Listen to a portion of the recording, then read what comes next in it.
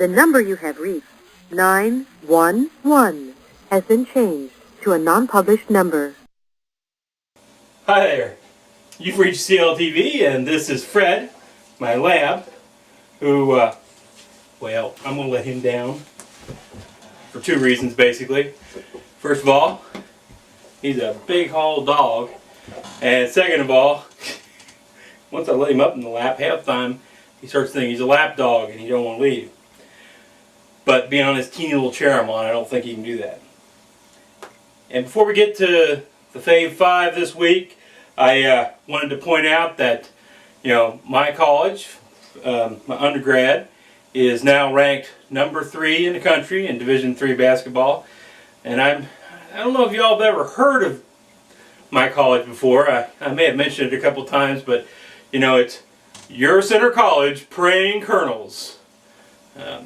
Well, actually, the administration doesn't like to use the praying part anymore, but Center College Colonels, men's basketball, ranked 3rd in the nation. It should be an interesting NCAA tournament. And, ladies and gentlemen, with that, let's move on to, well, my Fave 5 for the week.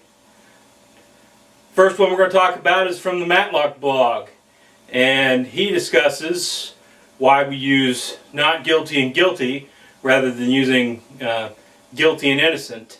And he goes through, talking about how things are different now from the time of the founders and all that. I don't necessarily agree with all that what he says there. I think you probably would see that time of the founders they believed more in a Republican form of government, and the Jacksonian democracy movement changed that thereafter. But it's an interesting discussion, and one of his commenters actually brought up something that was kind of interesting.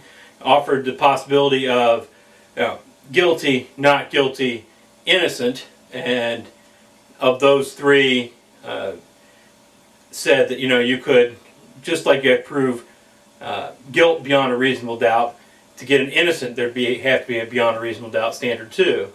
It's interesting. The commenter said that that's the way it works in the UK. I don't know. I've never studied that, so that was an interesting thought. Moving on, we get to reasonable doubt, and reasonable doubt is reminiscing about an old colleague who, whenever a prosecutor asked him, if he was going to stipulate something or waive something, he would say, "The only thing I'll stipulate to is my client's innocence, and the only thing I'll waive is the American flag."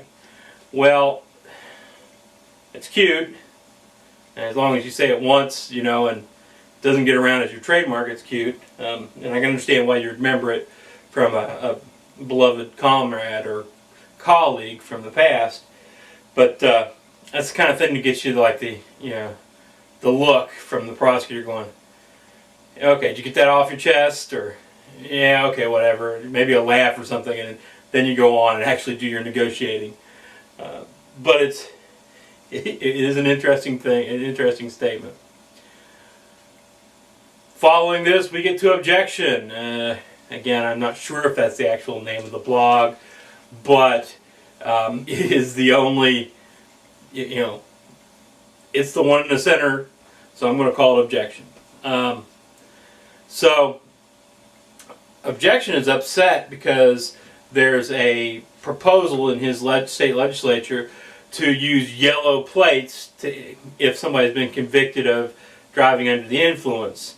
And he thinks, and mind you, objection's a prosecutor, he thinks that this is going to raise all sorts of, unconstitutional stop issues and that sort of thing. And he says he thinks it's pretty much a disaster in progress. I have heard, and he didn't bring this up, but I have heard on other places where I think Ohio did this, the people were upset because, well, the guy who got the DUI isn't the only one that drives the vehicle.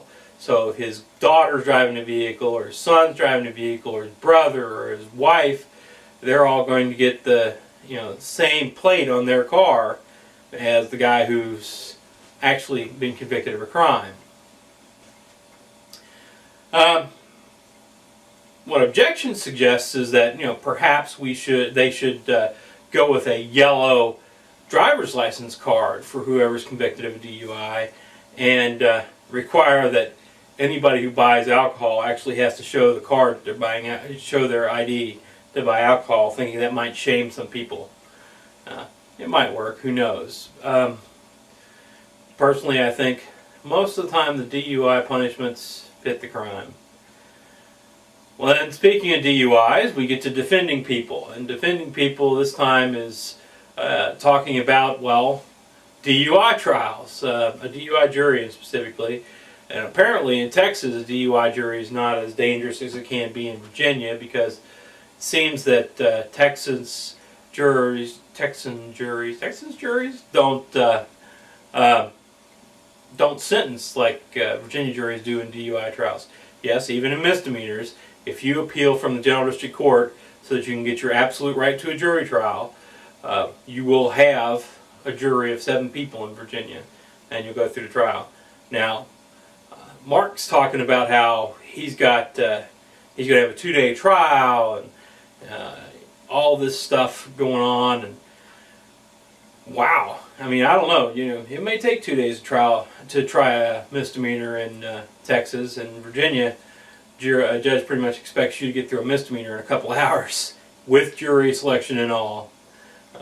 It is a pretty expedited process. But then I have noticed that compared to other states, Virginia seems to get their trials done a lot quicker. A 2-week jury trial for a murder in, New York takes 3 days here. 4-month-long, OJ trial, or however long it took in California, I suspect would have taken a week here. And that, ladies and gentlemen, is my BlackBerry. So sorry about that. So it's interesting to read. He gives the pros and doesn't see any cons for taking a jury trial for a DUI in Texas. And I suggest going and reading the post. And finally, we get Norm Pattis's post for this week. And Norm is on a diatribe about individual voir dire selection. I've never experienced individualized voir dire selection, because we don't do that in Virginia. In Virginia, they walk out 20 people, or 22 people, or 23 people, well, usually 20, and you just go and you ask the whole group a question, and if somebody raises their hand, you follow up, as opposed to what seems to happen in a lot of the places where you question one person at a time. I can't imagine how long that takes to do jury selection. But he goes on the diatribe, and he is so upset about individualized jury selection that he even likes the federal voir dire system better. Now, I've never heard anybody say they like the federal voir dire system before. And well, actually, he goes out of his way to say he doesn't like it, he just likes it better. And I've never heard that either. I've never heard anybody say that the federal voir dire system is in any way, shape, or form better than any state voir dire, other than it being quicker. That's the only advantage I've ever heard of it. Ladies and gentlemen, that's it for this week. I hope you enjoyed the quick broadcast, and next week I'll try to come back with something just as interesting or a little bit more. You have a good week now.